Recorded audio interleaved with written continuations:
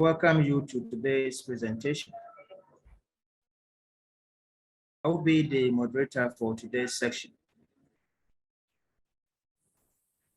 All right, so I'll be your presenter for today, and I'll be presenting on the potential of remote sensing products and machine learning algorithms to improve seasonal forecasting in Ghana.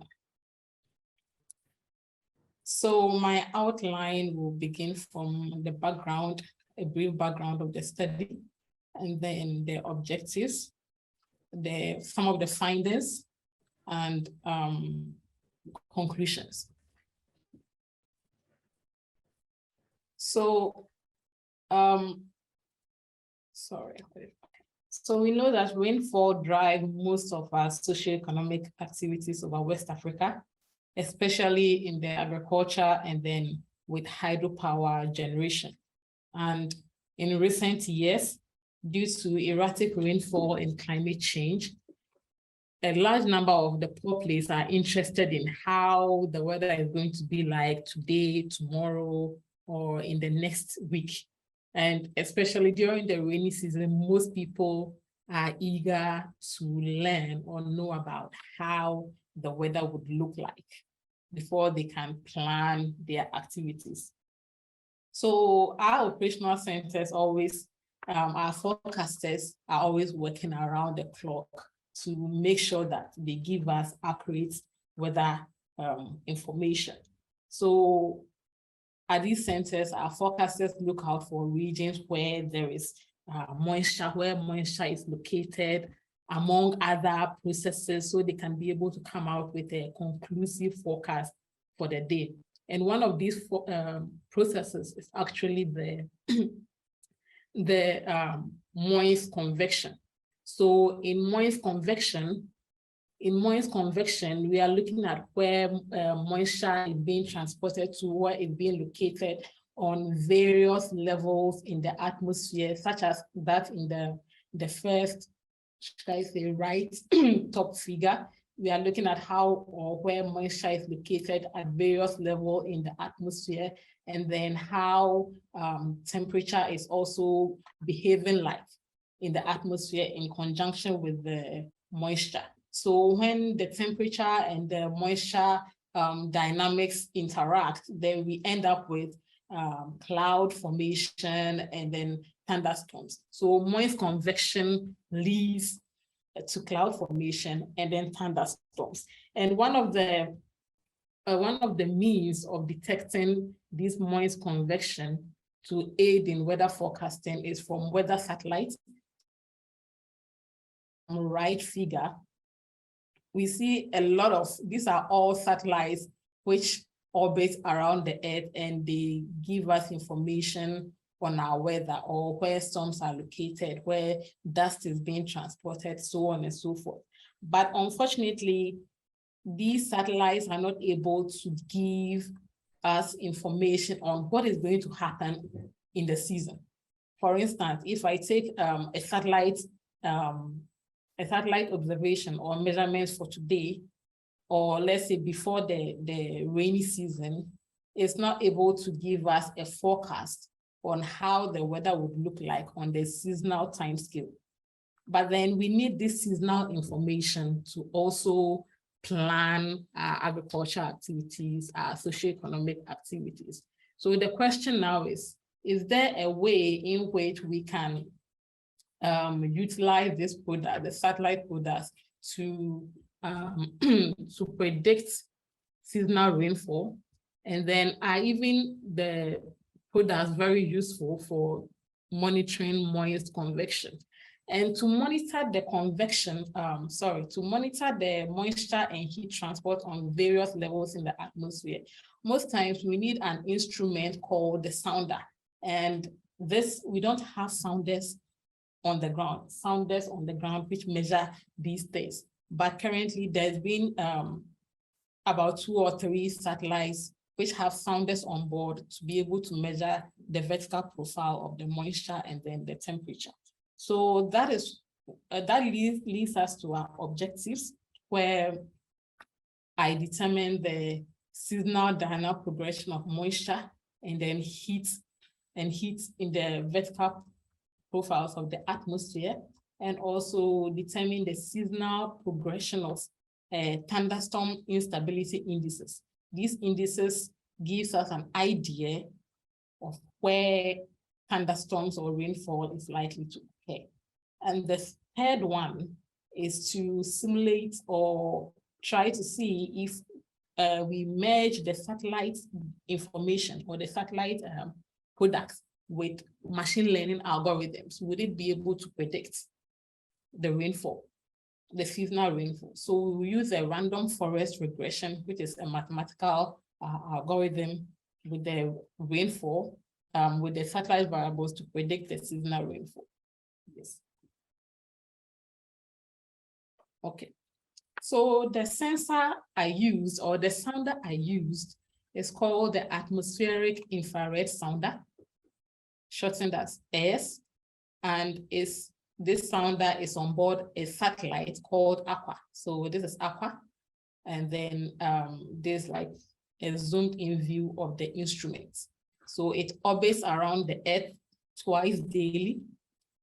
That means that it starts from the North Pole to the South Pole, and when it's moving from the North Pole to the South Pole, we call it the descending mode. So that occurs during the night, and it reaches.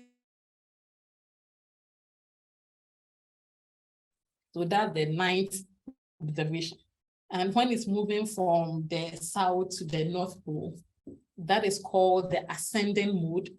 And then it takes measurements during the daytime. So it reaches the equator at 1:30 p.m.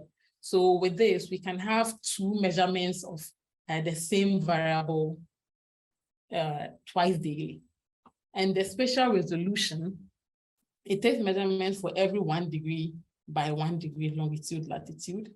And it has been observing data for the past almost 20 years, from August 2002 till date. And then it takes measurements of temperature and humidity, as I already stated.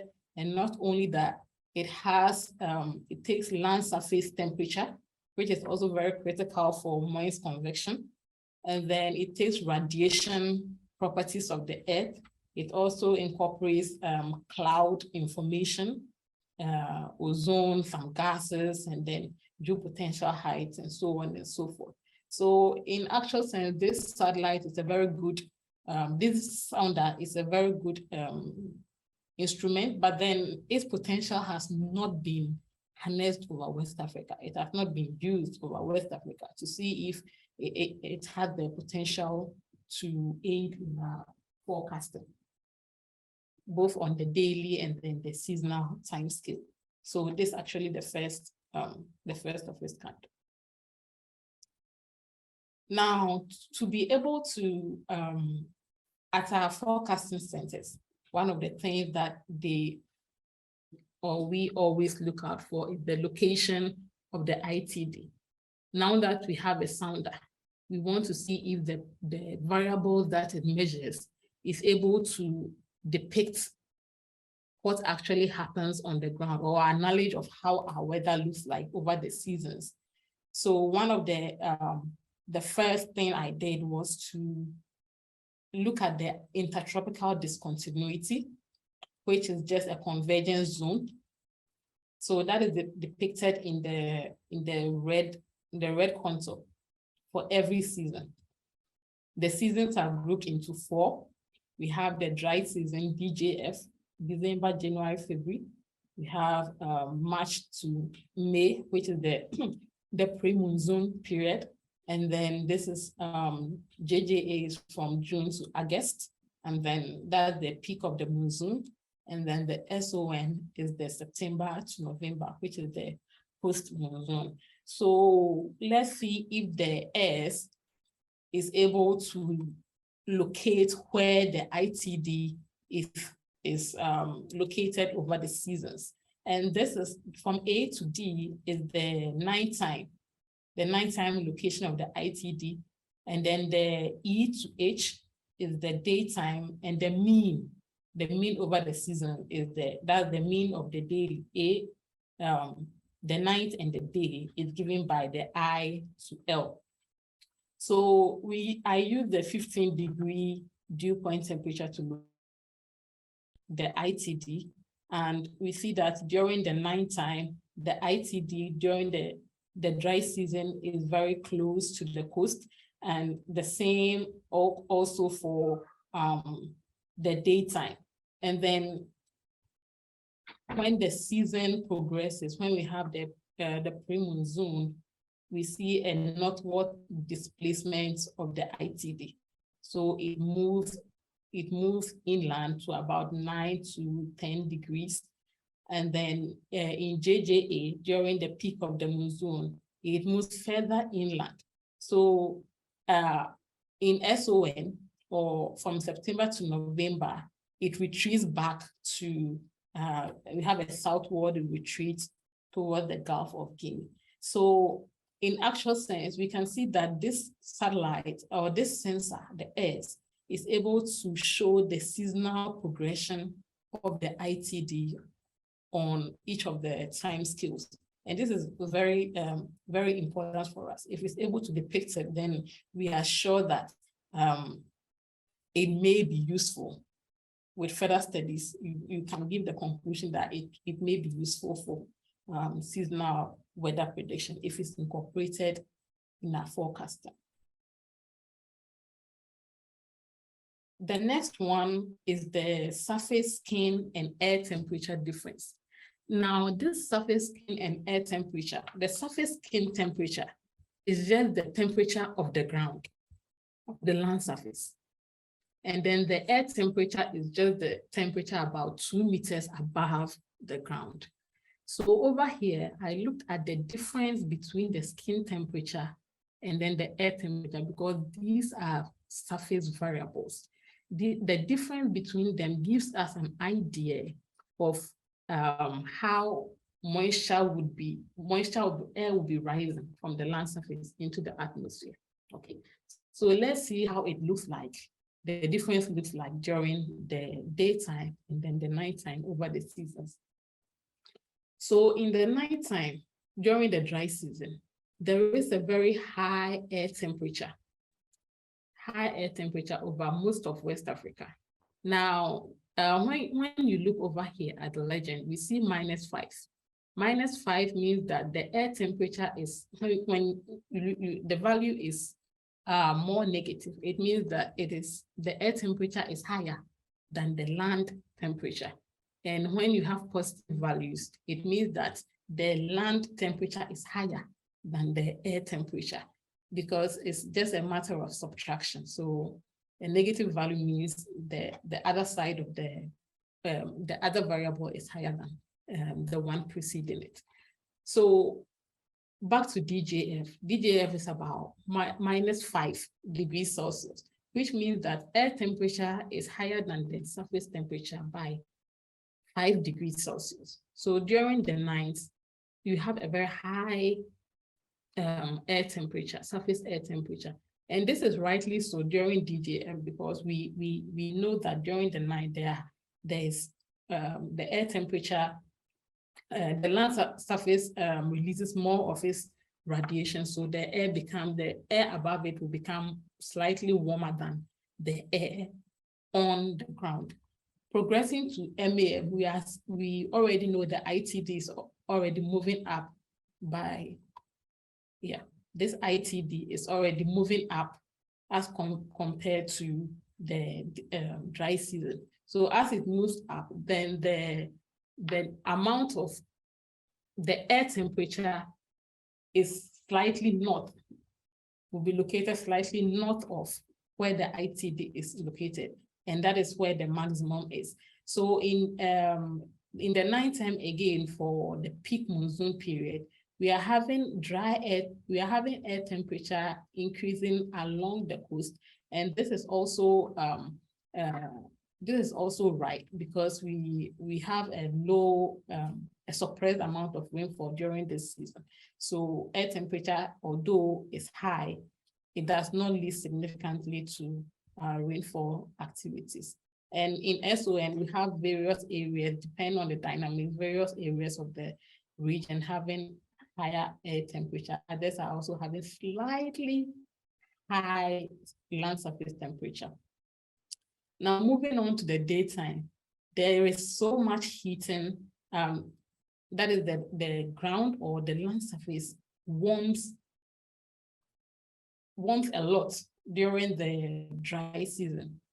But this cannot be compared to the warming of the land over the Sahel or above 9 degrees. It cannot be compared to it because during the onset of the rain, there is so much warming over these areas. And then over the southern parts of Ghana and traversing to Liberia and the southern part of Nigeria, we have the land surface temperature is slightly, it's not as high as it is at the Sahel. Then in JJA, we see that high temperature is almost vanishing. It has receded, and the same for SON. So during the daytime, when we have this high air temperature in conjunction with high land surface temperature in conjunction with moisture, which would be available during that time, then there is more rising of the air, which leads to rainfall and thunderstorm activities. Another variable is the mass mixing ratio. This talks about how much water vapor or moisture is in the atmosphere. And and also at different levels in the atmosphere. Okay, so this is during the dry season. A and E is during the dry season. In the nighttime, we have more moisture moving northward over West Africa, but then in the daytime, the amount is not so high. It's restricted along the coast. And then during the monsoon, the pre-monsoon period, there is still moisture being penetrated, or moisture penetrates more northward in the continent or over West Africa. And this follows the ITD. It follows the ITD. So depending on how far the ITD has reached, it tells us how far moisture would be able to move. But then most of it will be concentrated around the coast. Most times, the higher amount will be concentrated around the coast. And the same for JJ. In JJ, the whole region is just filled with so much moisture. Moisture engulfs almost the whole region. And we see a retreat also in SON. So during the nighttime, the high amount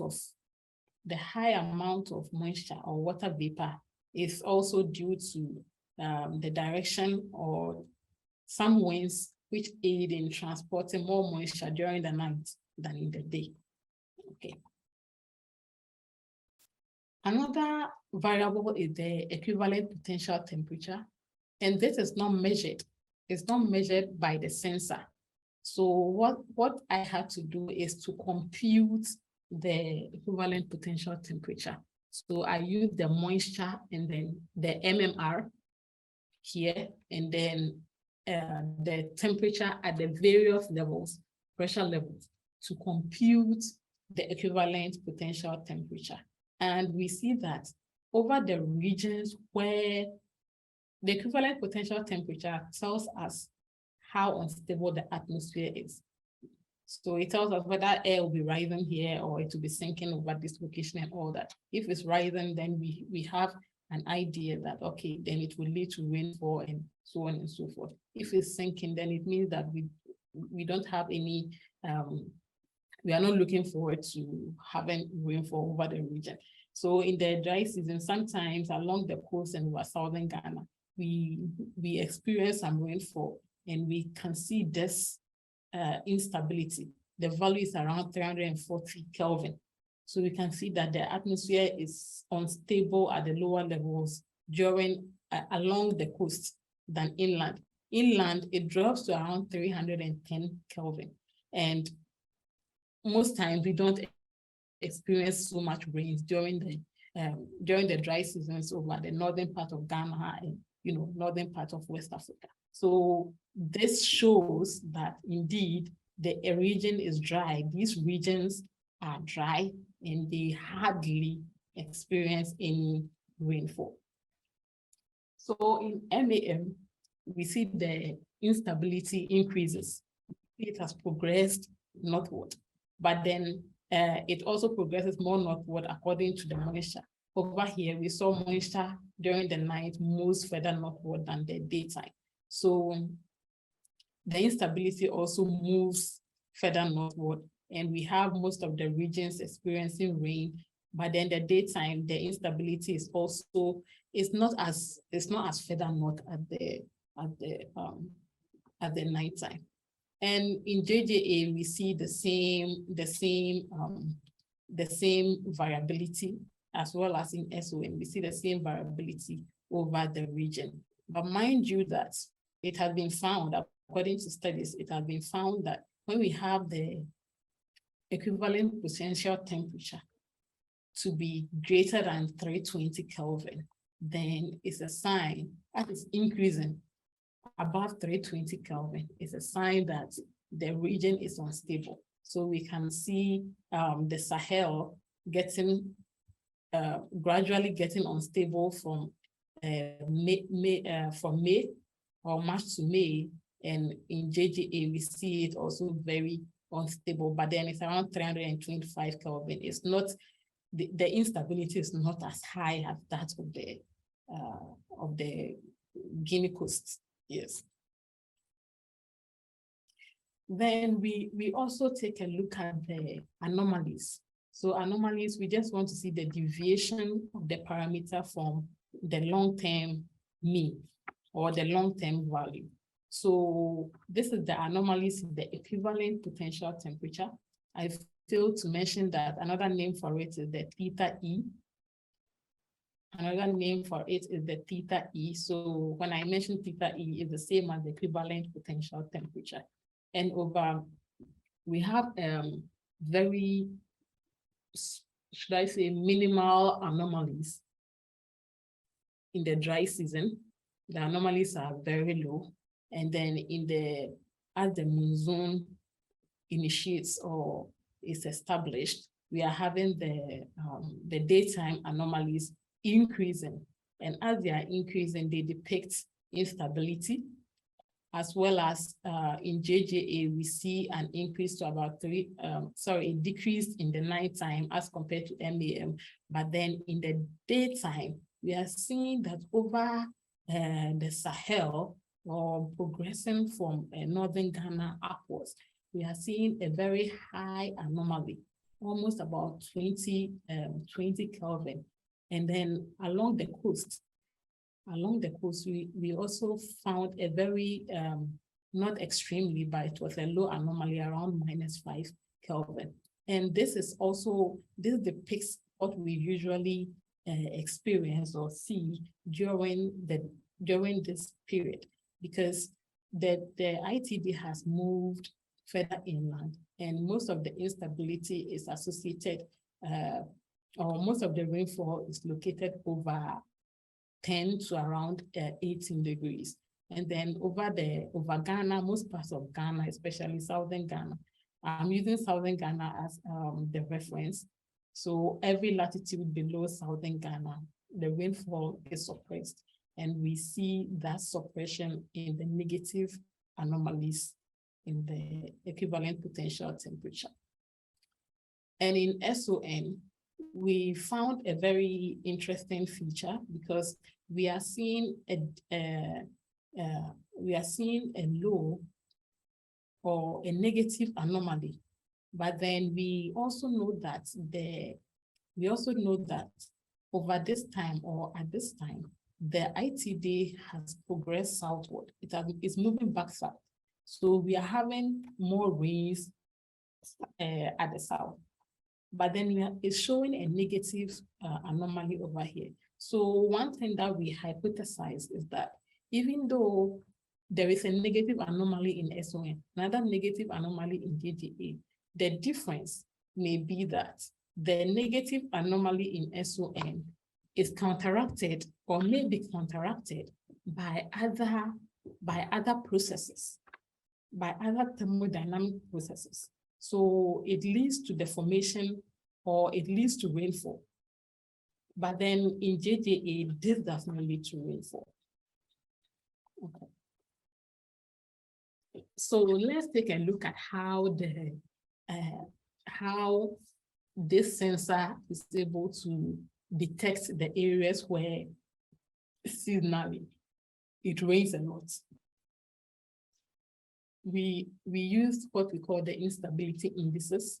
So this actually tells us where moisture, where it's likely to rain. And this is just the average over the seasons. So one of the index was the K index. Another is the TT index. We call it the totals index. Another is the humidity index. And then the last one is the deep convective index. So they all have specific thresholds in which we would be able to know the probability that it will rain or not. So in general, during the dry season, like I said, we really do not expect much rains over moving northward over West Africa. But then along the coast, it's likely we can experience some 1 or 2 rainfall activities. And when we look at the indices, all of them are able to show that indeed there is we can have some rainfall. There's a high probability of some rainfall along the coast. But then specific regions like the Adamawa Plateau, where is a hotspot for storms to initiate, is also depicted by the indices. The only index which is not able to depict it is the humidity index, this one. So the humidity index, when it's less than 30, it means that there's a high probability it would rain. So the lower, the better. But as the index increases, it's not able to, it means that there won't be any rainfall. So when you look at the bar over here, we can see that in DJF, it shows that the whole region, there is no rainfall. That's why it stays. But then the other indices are able to show that occasionally you may be able to get some rains during the dry season along the coast. In MAM2, the K index also shows that there is a high probability of rainfall over the region, and it says over the entire region. The TT index also is able to do same. The DCI, the panel N, is also able to show the region to be unstable. But one critical thing about the TTI and the DCI is that they show where the maximum instability is located. So you can see a very deep color over here, deep color of red over here and there, as well as the Adamawa Plateau. But the K index is only able to show that for the Adamawa Plateau. And in June, July, August, the K index, it just shows that the whole region is unstable. That's what it just shows, the whole region is unstable without giving us like specifically where the instability is. So when you choose the K index during the dry season, during June, July, August, when you have to use the K index to assess your instability, you may think that it's going to there's a high probability it will rain over the entire West Africa, but this is not so. So it can be quite misleading during JJA, but but for the totals and then the DCI as well as and the DCI is able to show that this is where the hotspots for rainfall activities, is located. The HI does not really perform so well except in the dry season, as we can see. And then in the post-monsoon. So in the post-monsoon, it's almost below 30, showing that there's rainfall over the southern part of West Africa, which is also correct. SON also predicts such, as well as the TT and then the DCI. But then for all seasons, the TT index and the DCI index do a very good job of showing us where thunderstorms are likely to occur.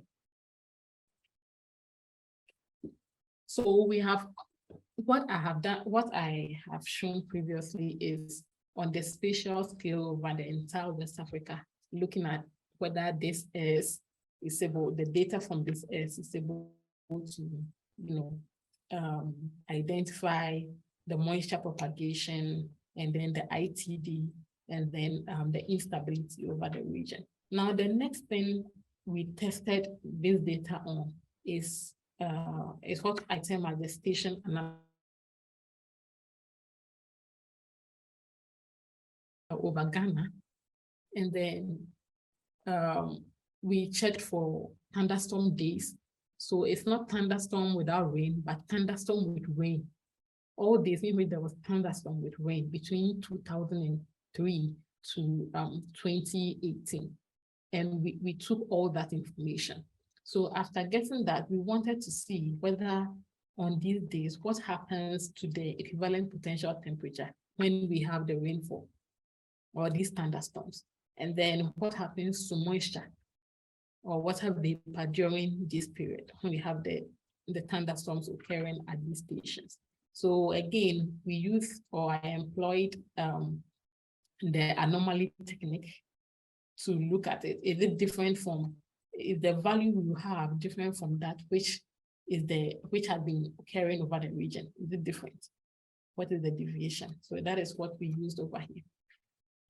So this is the seasonal moisture anomalies for each of the stations and for each of the months or the seasons, as you can see over here. So one thing we realized was that during the dry season, in the dry season, DJF, we observed a very high moisture inflow. When there was thunderstorm, there's a very high moisture inflow over the region. And the inflow increases as you move northward. So we know that over Tamale and Bole and Wenchi, most of the times the place is so dry during the dry season. So when there is rain, there is a very high influx of moisture over the region, which moistens or makes the region very unstable. So we can see that from Bole, which is almost 7, Bole and Tamale, which is almost 7 grams per kilogram of moisture being transported over these regions. In Accra and Salt Pond, we know they are located around the coast, so the amount of moisture that comes in is not even so much, something very, very little from the seasonal mean. So it's around 1.2, and sometimes less than 1 at Salt Pond. The other observation is with the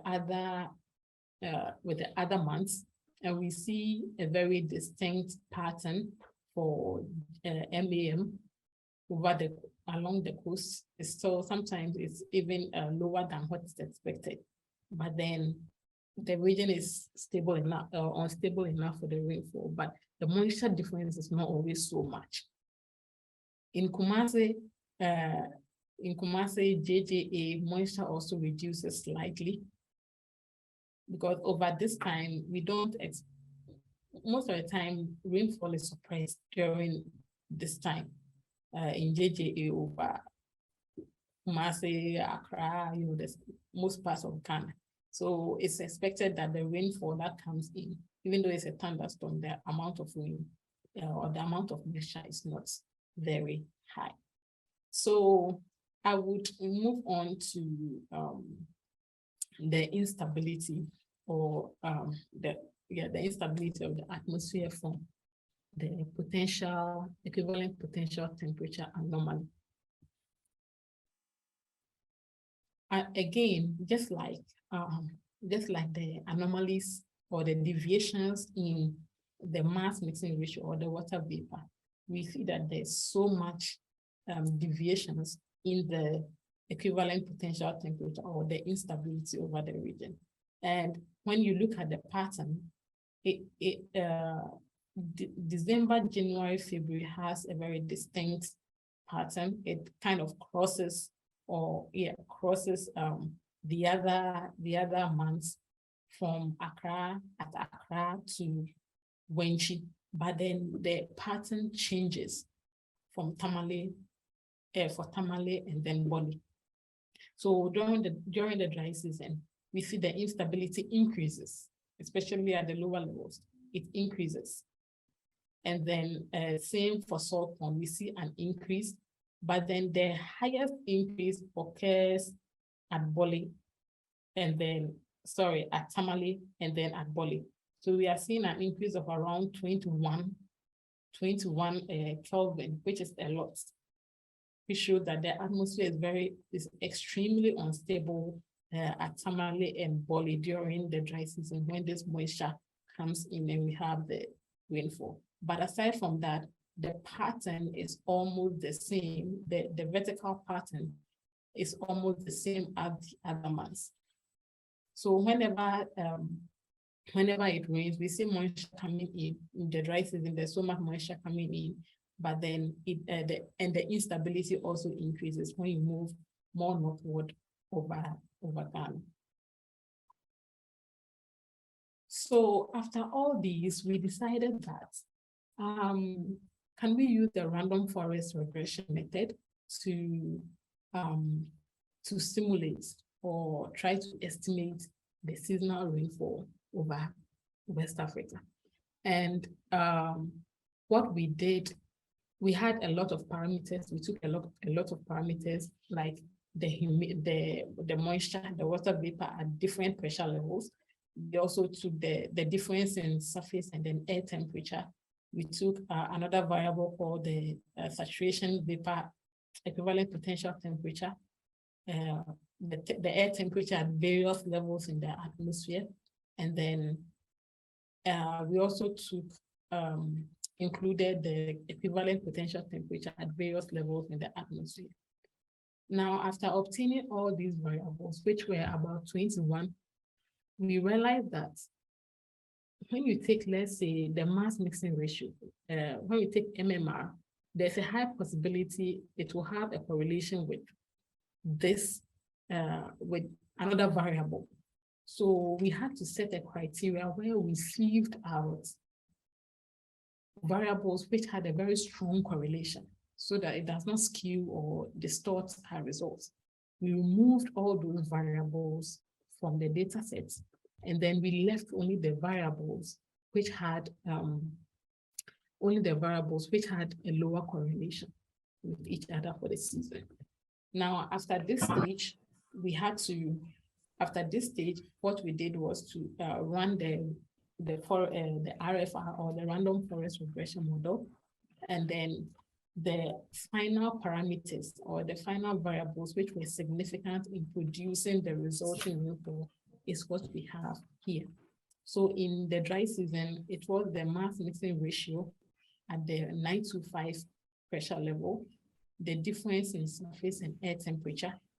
In MAM, it was the mass mixing ratio at the 500 hectopascal pressure level, and then the saturation equivalent potential temperature at 700 hectopascal level, and also the difference in surface and air temperature.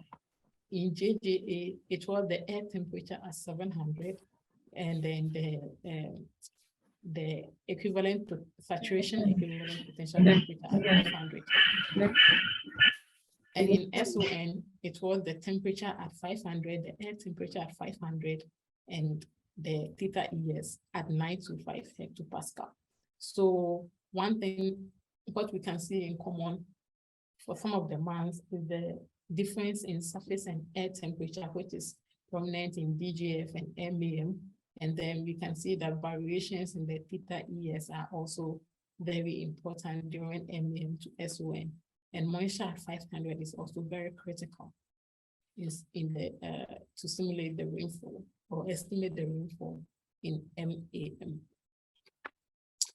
So this is the result that we had. This figure is actually showing the actual amount of rainfall versus what we simulated using this model, the RFR. So we can see that in DJF, we can see a very follow the pattern in MAM. There's also the same pattern for each of the rainfall, comparing the actual and then the estimated is able to predict the pattern. The only difference is that when the rainfall is extremely high, then the model is unable to predict. It's unable to predict fully the rainfall for that particular event or that particular period. It's not able to predict it. So that is one of the only thing we found over here for comparing the actual rainfall versus the simulated or estimated rainfall using the RFR method. Then the next thing was we did a comparison, a scatter plot to look at some indicators. So we saw an R-squared, a coefficient of determination of about 0.54, and this increased in MAM to about 0.71, but then it decreased in JJA, and then it increased in, it also increased or was satisfactory in SO. So in JJA, we can see that the amount of rainfall in JJA is way higher than the other month. So we hypothesized that the amount of, the number of extreme events or the number of peaks in JJA may be higher than that of the, and the observed may be higher than that of the simulated or the estimated. So the model is unable to predict up to the level or the amount which is recorded for the actual amount of rainfall, and this decreases our R-squared, and even our RMSE is also very high, 221.77 millimeters. So we wanted to see the distribution of the errors, and we realized that there's a higher there's a higher density for values which were very close or equal to the expected, the actual rainfall. So this is like the distribution for the actual minus the estimated by the model. So most of the values are almost zero, which means that the model on the average did very well for the months. But then there is some limitations to this model. One thing that we realized was that actually this like the pilot study in applying the RFR, it has not even been applied to simulate seasonal rainfall over West Africa before. So these are a few things that we found as the limitation and also the outlook for the phase 2 of the work. One thing is that we clustered all all West Africa together. So all the grids over West Africa, we did not separate that. Okay, we are simulating or we are performing this experiment only over the Guinea coast. Let's see how the model performs only over the Guinea coast. Let's see how the model performs only over Savannah, only over Sahel. No, we did not do that. So we plan to, that's the next step, to separate the various zones of West Africa and perform this explicitly for each of the regions. And then the model just use parameters from the S, but then we know there are other features which influence rainfall, and not just the land surface and then the moisture. So it would be interesting to incorporate all those features to be able to in the model. And we believe this can enhance the accuracy, especially in JJA. And we have not done anything on rainfall onset and cessation. So those are all things that we have to look into. And if the model is able to at the end, if the model is able to look at all this, come out with a very improved or enhanced estimates of the rainfall, then what we can do is that before our seasonal forecasts are even given out for the for a specific year, we can use the variables in the previous years or the previous months to form the model and then see how the rainfall, the onset, the cessation, the length, the amount would look like in the coming season. So that is something that we are thinking of doing.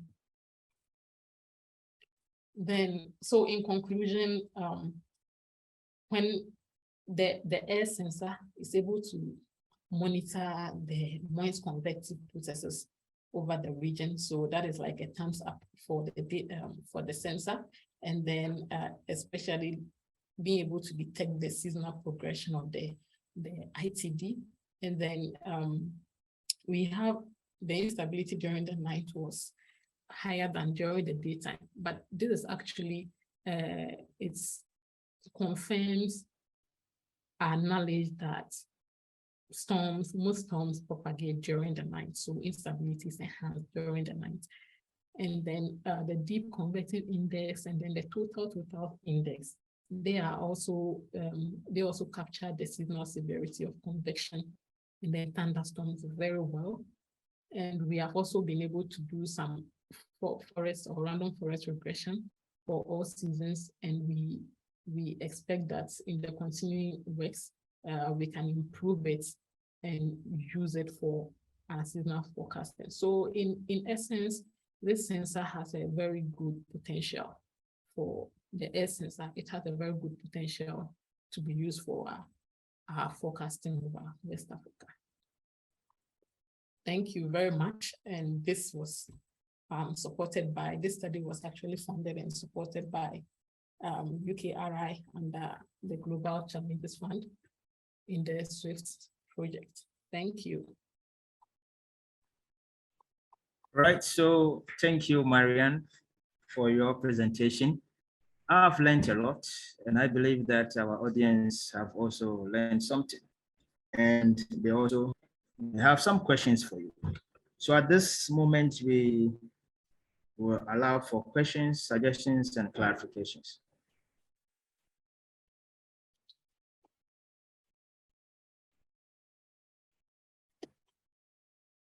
Yeah, so we have one person from Met. Please, you can go ahead. Yeah, thank you, Dr. Osei. I'm very happy for this beautiful presentation and this good research, which is very positive for GMET.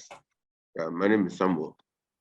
And I just wanted to know, what's the baseline climatology for this study? And then the next one too is, I was looking at the theta E. I was realizing we were having different skills. So why were we having those skills? Could you repeat that? Different skills? Mm-hmm. Yeah, for the theta E. Are you the first one? I mean, what's the baseline first? Okay, the baseline is from 2003, January 1st to 31st December 2018. Oh, okay.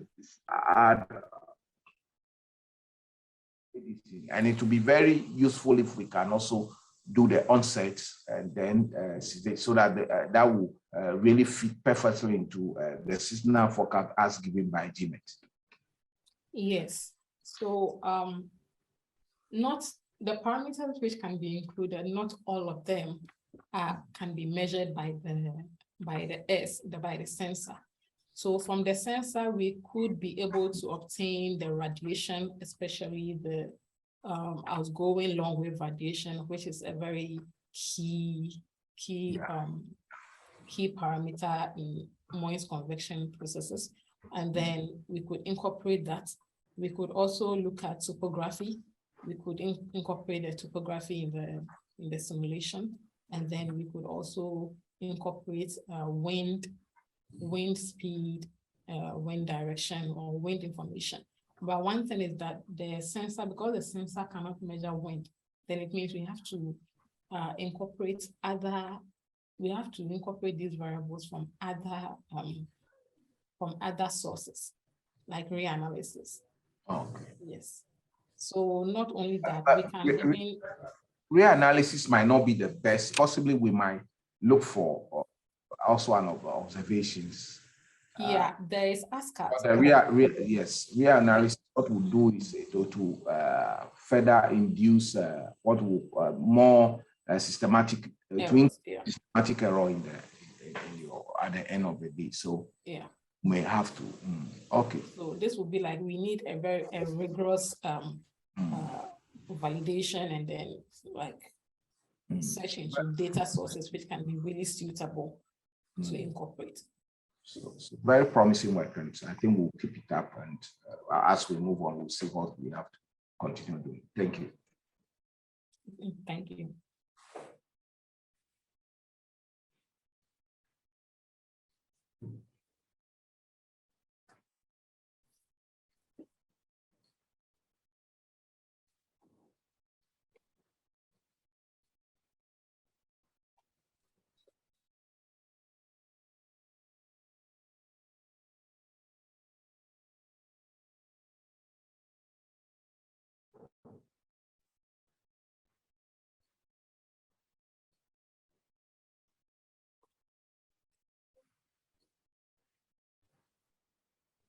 Thank you, Alan. Hello.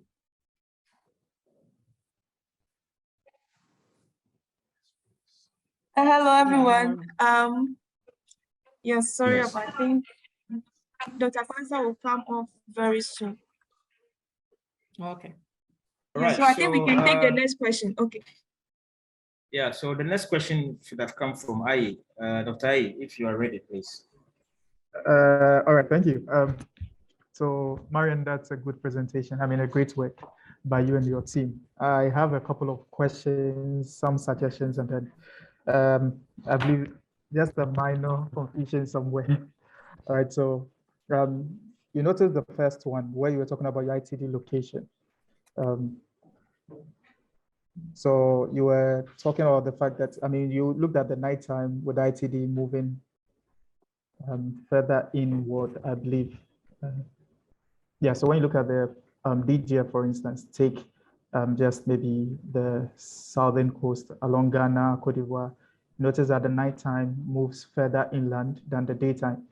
And I'm wondering if you made any considerations of, say probably sea breeze influence, land breeze influence, because I'm thinking that actually we should have been seeing a reversal if that's the case.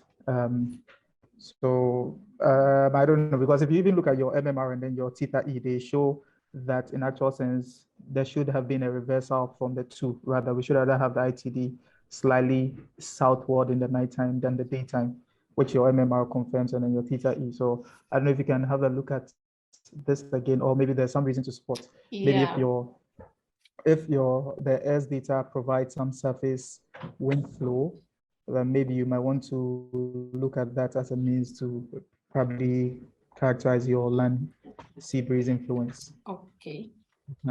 And then the other point too on the theta E, where you're talking about the suppression and then, I mean, the rising and then the sinking winds. Yes. You mentioned the threshold, but I was just wondering, before you got to the anomaly you created was just like a seasonal anomaly, which is good. I mean, looking at the variability in your data set and all that. But I was thinking for, the consumption of your viewers and then your audience, hopefully, is it possible maybe with that threshold you picked, we just subtract the threshold from all these values so that it's easy to then see at least possibly positive negatives referring to your suppressions and then the rising, maybe the sinking and the rising motions. And then with that, we're able to clearly see where probably there's maybe some sort of air entrainment. I believe that would do some justice to the information. I think maybe you can consider that with your team also. And then, so those were just some minor observations and then some suggestions to factor in here.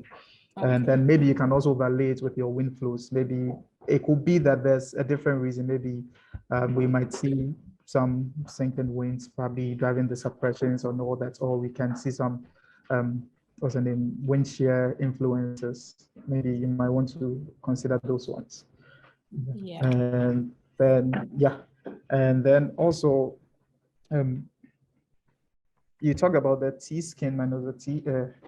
And I think maybe that's what prompted some questions from Professor Merkudi about whether the surface was the key indicator you're looking at as to the one driving the rainfall, because I'm thinking that would be more linked to, say, probably fog formation as a result of the nighttime was on a moisture transport, maybe seasonal differences in moisture transport, also together with maybe some radiational cooling, especially at the nighttime. So I don't know, it raises a bit of some questions whether it is really the key driver of the rainfall, or it's probably lead to some fog formation within those particular seasons.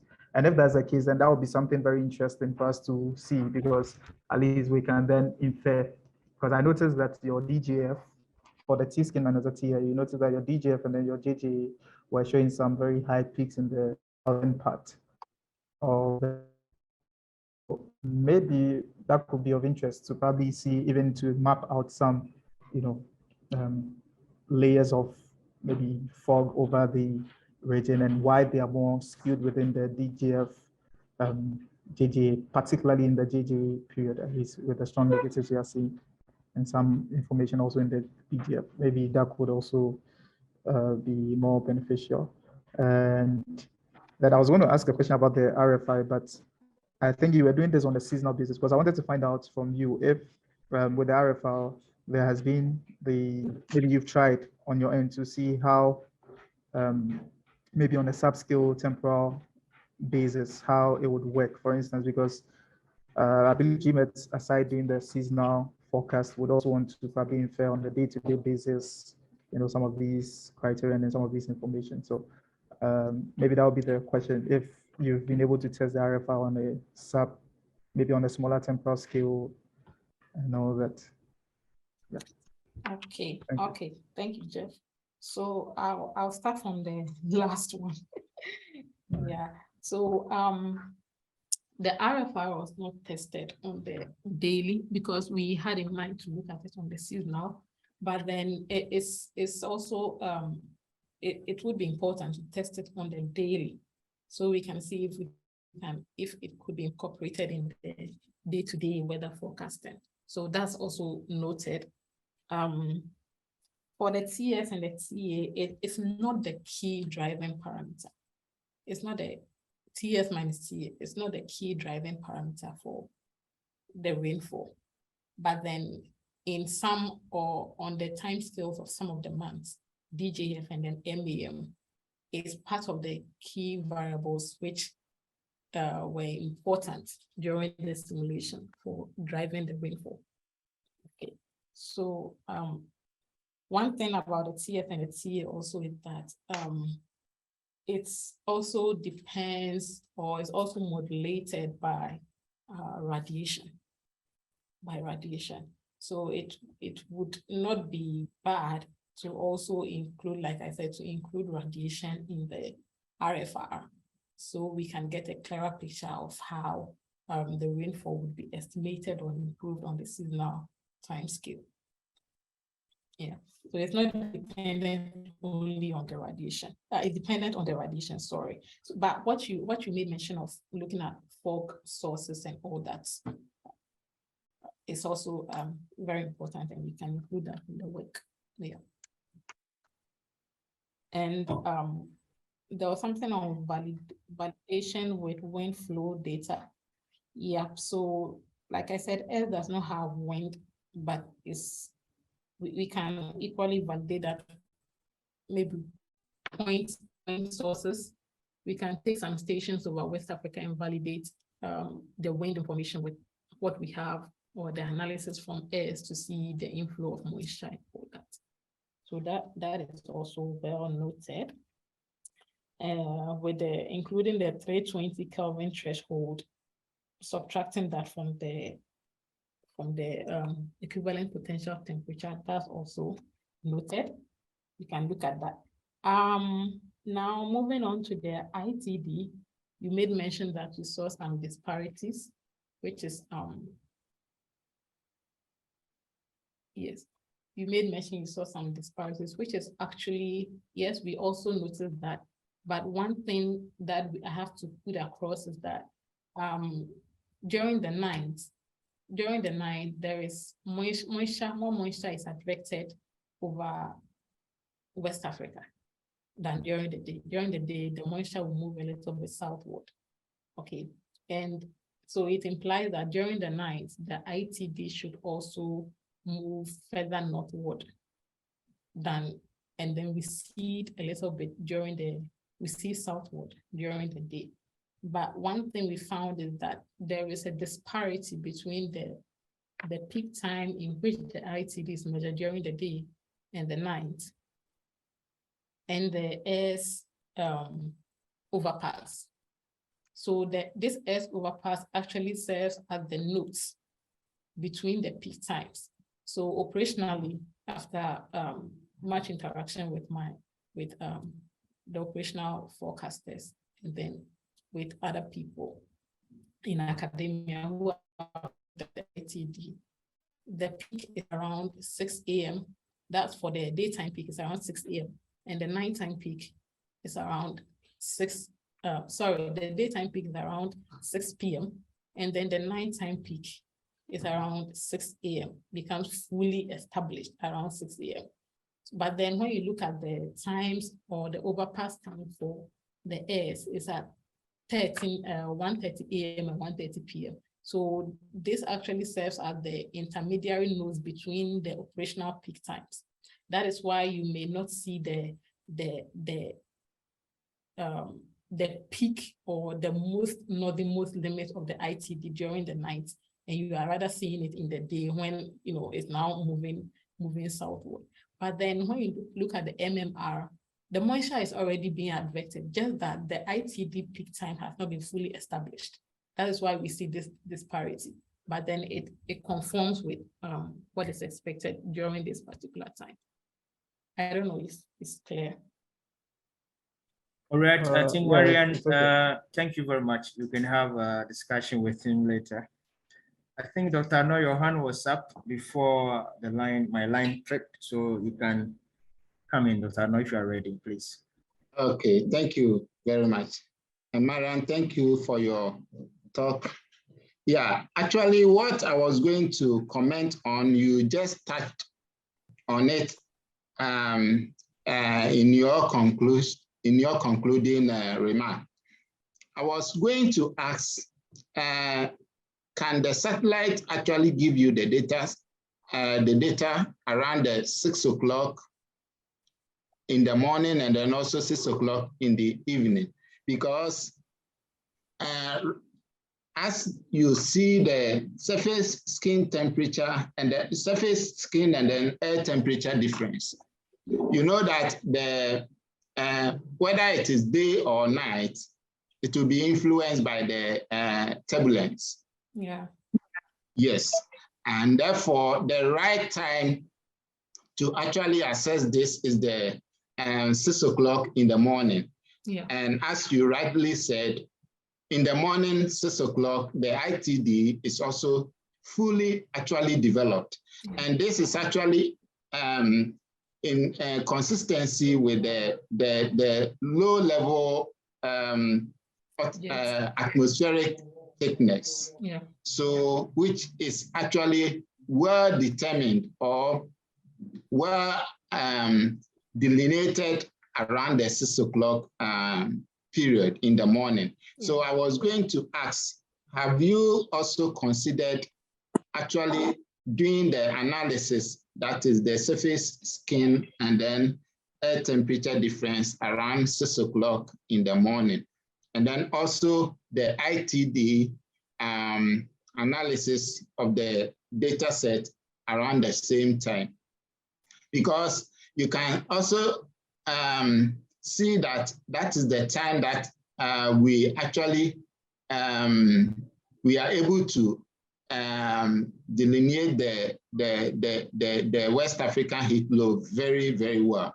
and then excluding the influence of the turbulence, either the daytime or the nighttime, so that you can clearly see that at this time we have a minimum temperature or minimum insolation, and therefore, if any surface is actually heated, which is coinciding with a low pressure system, a low pressure surface, then we can clearly say that we are talking about the heat low, and therefore we can actually track it. And of course, we know that the heat low is actually a signature of the West African monsoon, and of course, the ITD, and then or the convergence zone. Which actually, that will be something that I will also talk about in the invitation that has been given to me for this kind of series. Okay. Yeah, so you clearly see that the ITC, the ITD, and then the heat low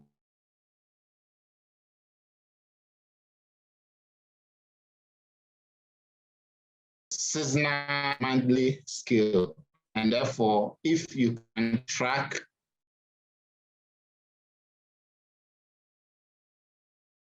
very well.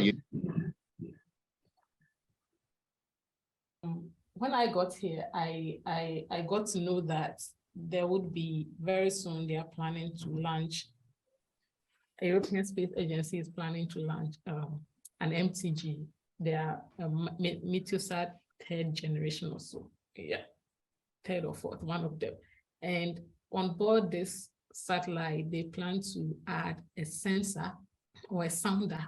And this sounder is actually going to be geostationary, and it's going to be over West Africa. So we can have, I think, an hourly data of sounding information, which will be very extremely beneficial to us. Instead of looking only at the twice daily, we are going to end up with 24 hours of sounding data consistently, nonstop.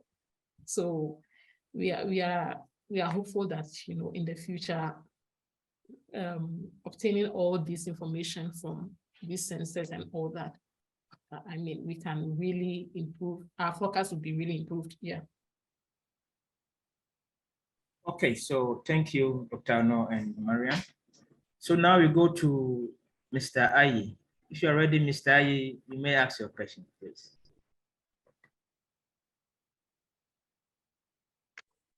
Yeah. Good morning, Doc, and good morning to Dr. Marian. Thank you for the great work. My first question is the first one is a question, and then my second one will be a suggestion. And my first question was, you asked of, or you chose some stations, Sopon and along the coast in Accra. I just want to find out why not Azim or Afasini, where we normally get the highest rainfall for the country. That is for my first question. And the suggestion that I'm asking was that, one, the Nigerians believe in the northeasterly trade wind and the southwesterly trade wind. When they meet, there's a discontinuity. So they choose the ITD. But for us in Ghana, we know that when the northeasterly trade wind and the southwesterly trade wind meet, they form a boundary. So we normally go for the ITD. So I'm suggesting that why not going for the ITD than the ITD? Thank you. Okay. Thank you, Mr. Okay. So I think we have people from different countries attending, and well, I thought it would be of more uniformity to go with the ITD. Well, most manuscripts go with the most manuscripts go with the ITD and all that. But yes, it's noted that Ghana is ITB and not ITD. And also with the AXIM and then the half AXIM, why did I not choose stations like that? I wanted thunderstorm data, thunderstorm with rain days, and I don't know whether I should say this on this platform, but then these are the synopsis stations that I could get from GMET as of that time. Yeah. So that was why it was only limited to only these 7 stations. But then, in fact, we wanted it to be like over West Africa, get to various locations over West Africa, but we were unable to get other information from West African countries and only in Ghana, and we only had these 7 stations. So if you have the data available, why not? I mean, I would be happy to get it and then include that in the analysis. All right, thank you. So, Mr. A, over to you. Yeah, you know. I would be happy to get that. Thank you, Doc.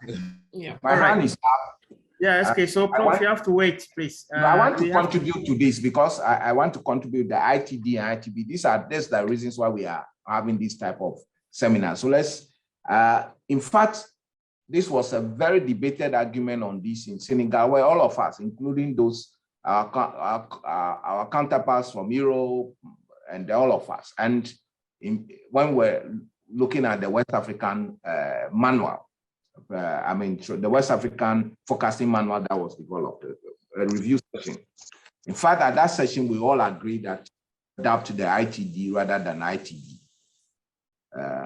After a heated argument and all explanation and everything. So since then, I think that it's time, since internationally the ITD is being adapted, I think it's fair that we shift to it and not hold to what we know earlier before. So these are some of the reasons for some of this seminar. Thank you. Thank you very much. So, Maureen, if you are ready, you can ask your question. Yeah. Thank you very much, Mariam, for your presentation, and it's a great information that we've all learned a lot. But I want to, and I think most of my questions too have been addressed from other questions that have been asked. But in terms of validating the seasonal forecast for us, looking at the seasonal, let me say the months that we use for the seasonal forecast, it would be good if we could look at those ones to aid in the validation, so that if we can truly depend on the AISRs to aid our forecast or to improve our forecast, then we can fully sustain on that. So our advice, if people, okay, let me ask first. I don't know whether you've already done those ones, but maybe you didn't show those results for us here. Aside this seasonal month that you have grouped here, do you have the let's say inter-seasonal, let me say, like for example, AMJ, then before you come to the month? Okay. No. So it would be very good if we could do those classification, because looking at our rainfall pattern, and then for example the June, July, August, yes, by mid-July into August the rainfall have subsidized for the southern sector, but the June is our peak. So for us to see really how the influence is, to be good, we do the class, because that's where our seasonal forecast is mainly based. So in terms of this, the research mode, but let's say now trying to transfer this knowledge into the operational mode, we'll be glad if we could do that validation also for us. Likewise for the northern part, that look at the JJA and the JAS, so that we can really see how, because the focus is more towards the rainfall for the seasonal forecast. And I think the other point is on when you were showing the various index, like the K index, the TTA index, I think the legend were bit, the scales was varying. Yes, so sometimes you are trying to do the comparison to really see where the instabilities are more, like looking at the, if you want to compare and then make an inference. I think it's not that straightforward. So if you can, if you can really look at, maybe give a fixed legend scale, then we can easily do the comparison and then know that you can even do this also for the classification that I was giving. So that if we can rely on these indices to also include as parameters for the modeling, then we can look at that. Okay, thank you. Thank you very much. Right, thank you very much. I think that we don't have any more questions, and then looking at our time, we are almost done. So at this moment, I would like to say thank you to Dr. Amwakwasei, sorry, and also I would like to extend on behalf of the organizing committee our appreciation to you and then to our audience for making time out of your busy schedule to share with us your work, and to also our audience to be with us, partake in this seminar series. We hope to see you in the next series and the date to be communicated to you. Thank you for coming, and God bless us all. Thank you. Thank you.